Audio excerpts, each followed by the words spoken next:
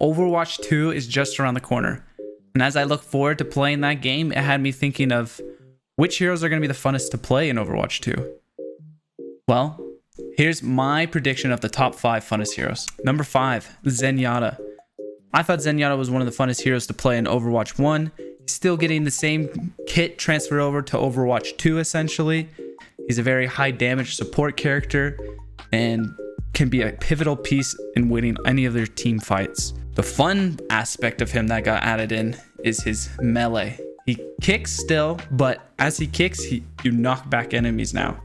So if you have a pesky Genji, Tracer, or Reaper, or an enemy tank, you can just knock them back. He has a little self-defense now. It's just a thing of beauty.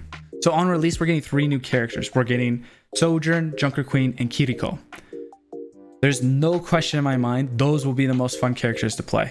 So those are my top 3, but for this video, we're going to talk about the next 5. Number 4 on my list is Doomfist. The man is seeing a change. He's going from the damage class to the tank class. Why do I think Doomfist will be a lot of fun? Well, put simply, he's the most unique character out of the entire roster. And with that, I think he's the trickiest to balance. If the damage numbers are off by a little bit, he can be either a feeder that provides 0 value or he's OP. So I really hope that Blizzard can find a nice spot for him to exist. There's no doubt his movement potential is through the roof and one tricks are going to thrive specializing as Doomfist. But I hope that he's not so far into the specialist category and that you can pick him up and feel like you have fun with him and provide value to your team. I believe Doomfist was actually in my bottom 3 least played heroes of Overwatch 1. It wasn't until recently that I started to feel like I understood more of his potential by playing the Doomfist parkour recently and feeling like, oh, I'm getting a little bit better at getting the max extent of the rocket punch or understanding how the slam works a little bit better. So with that, it just like piqued my interest a little bit more to try him out for Overwatch 2. And it has me wondering if he'll go from a bottom 3 overall from all heroes to potentially a top 3 most played tank for me. Number 3. This one is a bit of a surprise to me after I made these ratings. But I've got Hanzo. I know this is top 5 most fun heroes to play, the funnest. I would want to just say before I get into my reasons why, he's still like an unfun character to play alongside of. But with the changes in Overwatch 2, we're dropping a tank that is normally out on the battlefield, meaning the chances of shields in general being out there are lowered because Erisa loses her shield as well. So you only have Sigma, Winston, and Reinhardt with shields. And playing Hanzo in Overwatch 1 just feels like you're spamming shields all day long. Now you don't have to worry about that. Instead, what you get to do is you get the opportunity to land a headshot on a squishy target. And landing a headshot on a squishy, a one-shot headshot Hanzo shot with the bow and arrow, and that thing connects, that's got to be one of the single most satisfying things as a damage hero that you can do in Overwatch. And you'll only get more potential to make that happen in Overwatch 2. So Blizzard came out with a balance patch, balance notes, the day that I was editing this video. And there's a new DPS passive for the class, and it's a 25% buff on eliminations for reload speed and movement. And the first hero that came to my mind was Mei. I think Mei's gonna have a lot of fun with a built-in speed boost for her. She's gonna do a lot of damage with her primary spray thing that won't be able to freeze targets anymore, but the damage of it is ramped up. I think it's like 100 damage per 2 seconds or something. Maybe it's more, maybe it's less. I'm not sure on the stats, but I think she's gonna be a lot of fun as well. And I might kick out Hanzo just because trolling with Mei might be enjoyable. Number 2, I've got Erisa. She was no doubt one of the most boring characters to play in Overwatch 2, and they've completely scrapped what she was. She now will no longer have a shield, and honestly, I think that kind of just unshackles her from being stuck behind it constantly. Alongside that, you have the javelin spin, which you get to just and then you push people back with it. It eats up projectiles as well.